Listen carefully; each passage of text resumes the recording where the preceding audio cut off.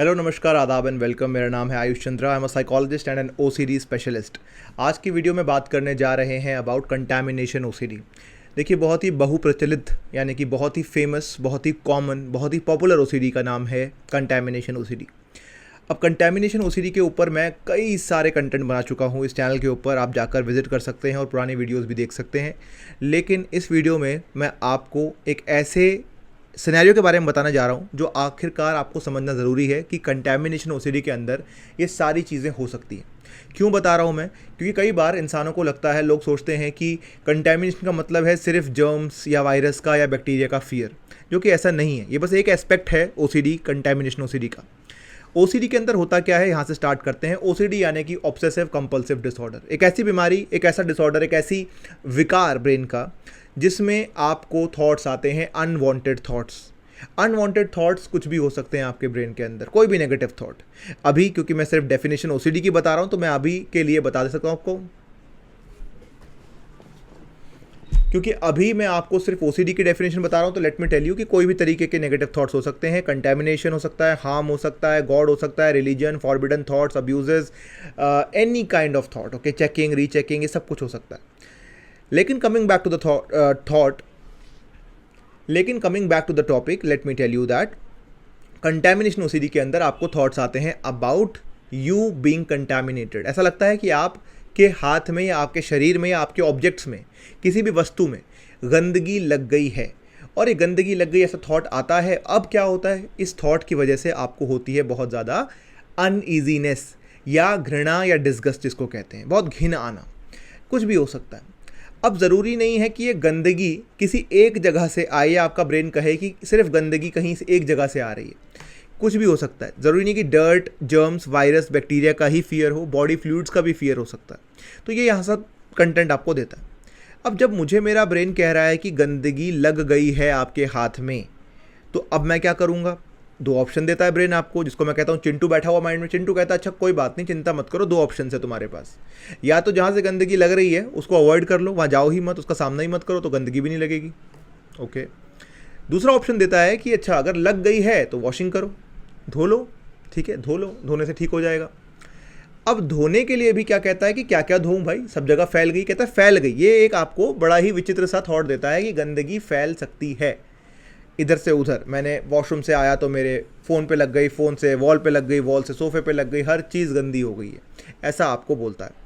अब कई बार हम इस थॉट से इतना परेशान हो जाते हैं कि यार शिट, मेरे वजह से गंदगी फैल गई, किसी को नुकसान ना हो जाए या मुझे नुकसान ना हो जाए। इसके पीछे कहानी बता रहा हूँ मैं, क्या होती है कहानी, क्या सुनाता है ओसीडी आपको। और मैं हमेशा बोलता हूँ ओसीडी से रिकवरी करना बहुत ईजी है, कंप्लीट रिकवरी करना। क्यों? ओसीडी कुछ नहीं, सिर्फ एक कहानी पे आधारित प्रॉब्लम है, कहानी पे। मैं ये नहीं कह रहा हूँ कि कहानी को हटाना बहुत इजी है। इसके लिए साइंटिफिक प्रोटोकॉल जैसे कि हिट ओसीडी प्रोटोकॉल या कई तरीके की थेरेपीज यूज़ करनी पड़ती हैं, लेकिन ये है सिर्फ एक कहानी। क्योंकि एक वक्त से पहले आपके अंदर ये कहानी नहीं थी, तो आप नॉर्मल जी रहे थे। अब वो कहानी आ गई है, तो अब आप ओसीडी में जी रहे हो। तो let me come back to the कहानी की कहानी है क्या। कहानी कुछ इस प्रकार है कि अब वो गंदगी फैल जाएगी, लोग बीमार हो जाएंगे, कुछ बुरा हो जाएगा, या गंदगी फैल के भगवान तक पहुंच जाएगी, या फिर अगर ऐसा कुछ भी नहीं है तो बस मुझे घृणा आएगी, घिन होगी, एंग्जाइटी होगी, इतनी ज़्यादा होगी कि मैं उसको बर्दाश्त नहीं कर पाऊंगा। तो ब्रेन कहता है कि ठीक है, इतनी अनकंफर्टेबल सिचुएशन से बेटर है जाओ और धो लो। सिंपल ऑप्शन दे रहा हूँ तुमको, चिंटू ऐसा बोलता है, जाओ और धो लो, वॉश कर लो। हम वॉश करने जाते हैं, पहले दिन एक बार धोते हैं, फिर दो बार, फिर तीन बार, फिर सेटिस्फैक्शन होना बंद हो जाता है, फिर 50 बार, फिर अलग अलग पैटर्न बन जाते हैं कि नंबर काउंट करके धोना, 1 से 10 तक गिनूंगा धोते वक्त, या कुछ और करके धोऊंगा, या यहाँ तक धोने से पहले यहाँ तक धोता हूँ मैं, फिर ऊपर तक भी छींटे आए होंगे। अब होता क्या है, आपको ये बात समझनी होगी कि इस कहानी में और क्या क्या चीज़ें होती हैं शुरू से एंड तक। ज़्यादातर लोगों को गंदगी लगती है बाथरूम से, टॉयलेट से, पॉटी से, सीमेंट से, या कोई भी बॉडी फ्लूइड से, ठीक है। पॉटी और यूरिन इसमें सबसे ज़्यादा कॉमन वाले ओसीडीज होते हैं। अब जब हम वॉशरूम में एंटर करते हैं, दिमाग कहता है पूरा वॉशरूम गंदा है, तो आप कहीं छूना मत। तो हम बहुत ज़्यादा कपड़े समेट के, बहुत ज़्यादा ऐसे करके मेरे पेशेंट्स जाते हैं अंदर, ठीक है। अच्छा, मैं भी एक एक्स ओसीडी वॉरियर हूँ, मुझे भी कंटेमिनेशन का ओसीडी था, और मेरा भी मेजॉरिटी पोर्शन यही था, तो मेरे को पता है कि एग्जैक्टली होता क्या है। कपड़े समेट के जाते हैं कि कहीं कपड़े टच ना हो जाए, या कपड़े बिल्कुल निकाल के जाएंगे या बिल्कुल समेट के जाएंगे, कहीं से टच ना हो जाए। अब जैसे जैसे डरते डराते मैं अंदर तो चला गया।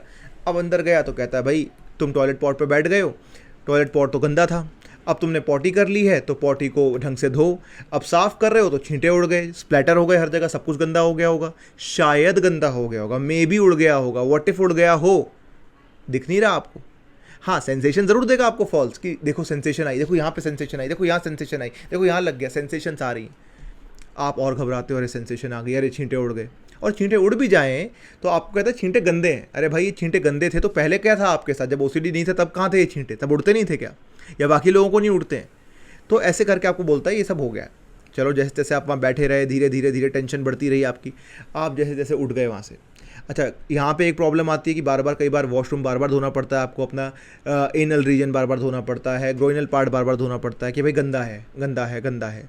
कई बार कहता है कि नहीं, और पॉटी आ रही है, और धो लो, और धो लो, और निकल गया है। तो कई तरीके के मेथड्स वहाँ पे आपको यूज़ करने के लिए बोलता है। चलो, वहाँ से उठ गए, अब कहता है टच हो गए तुम, नल से टच हो गए, यहाँ से टच हो गए, हुए नहीं हो, आपको भी पता है, लेकिन सेंसेशंस देता है, फीलिंग देता है। फीलिंग इतनी रियल लगती है, लगता है टच हो। कई बार तो आपके और नल के बीच में या किसी सोप डिस्पेंसर के बीच में इतना डिस्टेंस है कि आप आंखों से भी देख रहे हो कि मैं यहाँ हूँ, सोप वहाँ है, लेकिन क्या टच हो गए, या सिंक के साथ टच हो गए आप। ऐसी सेंसेशंस, ऐसी फीलिंग्स देता है और बहुत गंदा फील कराता है आपको।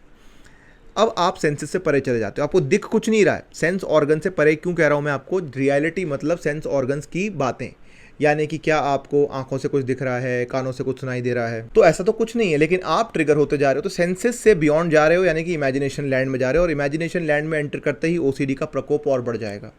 अब यहाँ पर कई सारे तरीके की और दिक्कतें कि कितना साबुन लूँ, कौन सा साबुन लूँ, कितना झाग बनाऊँ, झाग से ही साफ़ होगा? जब तक झाग ना दिख जाए इतना सारा साबुन लेकर, तब तक तसल्ली नहीं होती।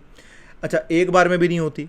कई बार कहते हैं कि भैया मैं हैंड वॉश कर रहा हूँ, किसी ने बीच में टोक दिया, कोई आवाज़ आ गई, कुछ भी हो गया, मैं डिस्टर्ब हो गया, तो दिमाग कहता है अब दोबारा करना पड़ेगा। तुम भूल गए क्या किया तुमने।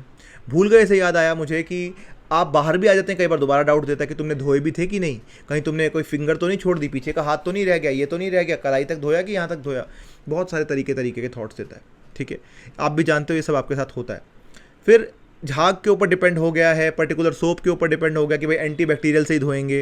हाथ की स्किन फट गई है, हाथ सफ़ेद हो गए, लेकिन people are not able to get over that. बार बार धोए जा रहे हैं। कई सारे मेरे पास पेशेंट्स आते हैं, हाथ सफ़ेद हो गए, खून आ रहा है, लेकिन they keep on doing that. मेरे साथ भी ऐसा ही कुछ होता था, मेरी बुक में आप पढ़ना। तो ऐसा होता है, तो हम करते रहते हैं। अब साबुन हो गया, कोहनी तक धो लिया, फिर पैर भी धो लो, फिर ये भी धो लो, फिर नल भी धो दो, नल को भी साबुन लगाओ, दोबारा धो लो, तुमने दोबारा नल छुआ था। इतना ज़्यादा दिक्कत देता है कि कई बार तो हमें फैमिली मेम्बर्स को हम बुला लेते हैं कि भाई मेरे को देखते रहो, मुझे बताओ कि हुआ कि नहीं। वहाँ पे फिर हम प्रॉक्सी कंपल्शन या सेकेंडरी कंपल्शंस करवाते हैं, यानी कि उनसे अपने कंपल्शंस करवाते हैं, उनसे रीअश्योरेंस लेते हैं, रीचेक करवाते हैं। कई बार तो उनको भी फोर्स करते हैं कि तुम भी धो, तुम भी हर चीज़ साफ़ करो। फिर हर चीज़ साफ़ करने के लिए बहुत घंटे लगते हैं। कई मेरे पेशेंट हैं जो 10-10 घंटे तक वॉशरूम में रहते हैं, और मेरा हाईएस्ट जो मैं पेशेंट देखा आज तक 24 hours in the washroom. That is too much. क्योंकि सेटिस्फैक्शन क्यों नहीं जा रहे? क्योंकि सेटिस्फैक्शन नहीं हो रही ना। मन कह रहा है अभी नहीं हुआ, एक बार और, एक बार और, एक बार और। साबुन ठीक से नहीं लगा, दोबारा घिसो, दोबारा स्क्रब करो, दोबारा लगाओ साबुन। प्राइवेट पार्ट गंदे ज़्यादा होते हैं, वहाँ पे डबल ट्रिपल बार लगाओ। इस तरीके के थॉट्स आपको बार बार आते हैं। या पानी गिर रहा शरीर से तो वो छींटे वापस आ रहे हैं। भाई, इन सब के चलते आपको समझना होगा कि ये प्रोसेस आपके साथ पहले नहीं होते थे। This is completely and only OCD, ठीक है। अगर आप इनमें से रिलेट कर पा रहे हैं तो प्लीज़ मुझे कमेंट सेक्शन में लिख के बताना। और ये मत सोचना कि ये ओसीडी नहीं है, ये ओसीडी ही है। शुरुआत में आपका दिमाग आपको बहुत जस्टिफाई करेगा कि अरे आयुष सर, गंदा रहना तो कोई अच्छी बात नहीं होती ना, मैं तो साफ़ रहना चाह रहा हूँ। भाई, साफ़ सफाई में और पैथोलॉजिकल क्लीनिंग में फ़र्क होता है, ठीक है। साफ़ सफाई तो हर एक इंसान रहता है, लेकिन क्या आपकी तरह रहता है? और अगर साफ़ सफाई ही है और इतना ही अच्छा बचा रहा है आपको OCD, then why do you want to treat it? Why is your life so pathetic? क्यों आपके बाकी के लोग जो सो कॉल्ड आपकी नज़रों में, ओसीडी की नज़रों में गंदे रह रहे हैं, उनकी ज़िंदगी आपसे बेहतर क्यों है? सोचो इस बारे में, है ना। और आप तो पहले नहीं रहते थे ऐसे, तब आपकी लाइफ ज़्यादा बेटर थी, अब ख़राब हो गई है, अब तो अच्छी हो जानी चाहिए थी। और अगर भगवान नाराज़ हो रहे हैं तो क्या आपको लगता है आपके पैटर्न्स जो आप फॉलो कर रहे हो, अगर आपको लगता है भगवान तक गंदगी पहुंच जाएगी, तो क्या जो मंदिर के पुजारी, पंडित या जो भी आपके धर्म के महान लोग हैं, जो बिल्कुल भगवान के करीब हैं, जो भी पुजारी हैं, प्रीस्ट हैं, क्या वो लोग आपकी तरह ही रिचुअल्स फॉलो कर रहे हैं? क्योंकि वो तो आपसे भी ज़्यादा रिलीजियस है ना। क्या वो कर रहे हैं? या आपके आसपास के जो लोग जिनको आप मानते हो रोल मॉडल्स, क्या वो ये सब फॉलो कर रहे हैं? बिल्कुल भी नहीं। Then why is this rule applicable to you?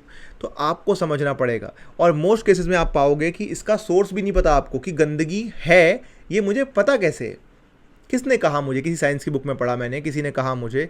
क्योंकि आपका ब्रेन ना वेग आंसर देगा। लोग कहते हैं, लोगों ने कहा था। अरे वो लोगों ने बचपन में कहा था, आज भी बोल रहे हैं क्या वो आपको? ये आज आपको किसी डॉक्टर ने, किसी एक्सपर्ट ने बोला है क्या? ये कहते कोविड में हाथ धुलाने के लिए, कई लोगों को कोविड से शुरू हुआ है, कोविड के टाइम पे ऐसा होता। अरे भाई, कोविड खत्म हो गया, उसके बाद गाइडलाइंस सुनी आपने कभी? कोई गाइडलाइंस नहीं है, नॉर्मल आप हाथ धो निकलो।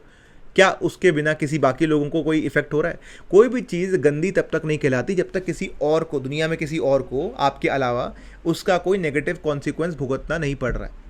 कुछ नेगेटिव कॉन्सिक्वेंस नहीं है, ठीक है। कोई रिस्क तो तब कहेंगे ना हम इसको जब कोई नेगेटिव कॉन्सिक्वेंस होगा, ठीक है। तो आपको ये समझना पड़ेगा कि रिस्क नहीं है, ये फेक फियर है। आपका ब्रेन कहेगा 1% रिस्क क्यों ले रहे हो, सबकी जिम्मेदारी तुम्हारी है, क्यों लोगों को बीमार कर रहे हो। इट्स नॉट योर रिस्पॉन्सिबिलिटी, ठीक है। ये मॉरल भी नहीं है, भगवान ने भी कभी नहीं कहा। भगवानों ने क्या साबुन बनाए थे? साबुन तो इंसान का मैन मेड चीज़ है। तो कहीं से भी ये बात खरी नहीं उतरती कि दिस इज़ रिक्वायर्ड। पता ये होना चाहिए आपको कि 99.9 चीज़ें गंदी भी होती हैं तो वाटर से ही न्यूट्रलाइज और डाइल्यूट हो जाती हैं, आप सेफ्टी जोन में वापस आ जाते हो। साबुन का तो कॉन्सेप्ट ही कुछ 50-100 साल में आया है, वो तो रिक्वायर्ड भी नहीं था हमें। एक और बात, किसी भी धार्मिक स्थल पे आप देखेंगे साबुन का कोई प्रयोजन नहीं है, साबुन यूज़ नहीं करना होता है, ठीक है। क्यों भाई? वहाँ पे लोग गंदे हो रहे हैं? नहीं, क्योंकि पानी ही इनफ है, ठीक है। कई धर्मों में, मेरे धर्म में, हिंदुइज्म में, सनातन धर्म में तो नदियों को माता मानते हैं कि गंगा नहा ली तो सारे पाप धुल गए। अब पाप जैसी चीज़ भी अगर धुल गई तो या सोचो कि ये तो शरीर है, ये तो धुल ही जाएगा। तो ये चीज़ें हैं, प्रकृति ने जो बनाया है वो पानी ही बनाया है, बाकी सब जो बनाया है वो मैन मेड चीज़ें हैं और आपके अंदर कंडीशनिंग हो गई है, इसलिए आप वहाँ से हट नहीं पा रहे हो। कई केसेस में आपको भी पता है कि ये नकली थॉट है। सर मुझे पता है, लोग कहते हैं कुछ नहीं होगा, कोई सोर्स नहीं है इस बात का, बिल्कुल बेतुकी बात है और कोई एंड भी नहीं है। मुझे पता है बाकी लोगों को कोई कॉन्सिक्वेंस नहीं हो रहा, मुझे भी नहीं हो रहा, लेकिन फिर भी मैं मजबूर हूँ। मजबूर क्यों हो आप? क्योंकि एंग्जाइटी आपको छोड़ती नहीं है, डिस्गस्ट आपको छोड़ता नहीं है, अनईजीनेस फील होती है और आपको वो फील करनी नहीं है। तो भाई अनईजीनेस हटाने के, डिस्गस्ट हटाने के तरीके बहुत सारे हैं। माइंड का सिग्नल ही तो है अनईजीनेस। एंग्जाइटी क्या? एक फीलिंग है। फीलिंग जैसे हैप्पीनेस की है, सैडनेस की है, जॉय की है, वैसे ही आपकी अनईजीनेस की फीलिंग है या फिर आपकी डिस्गस्ट की फीलिंग है, एंग्जाइटी भी फीलिंग है। तो फीलिंग्स कैन बी चैनलाइज्ड, उसके लिए वॉशिंग करनी ज़रूरी नहीं है। फीलिंग्स को हटाने के लिए बड़ी सारी चीज़ें कर सकते हैं, जैसे कि साइकोथेरेपी कर सकते हैं, उसके अंदर JPMR, हिप्नोसिस, ब्रेथ वर्क, 50 तरीके की cognitive diffusion exercises, body work, somatic psychotherapy, बहुत चीज़ें हैं जिससे आप अपने आप को रिलैक्स कर सकते हैं विदाउट वॉशिंग। जब फीलिंग्स ही चली गई आपकी गंदगी की, फिर कैसा डर? फिर कैसा डर?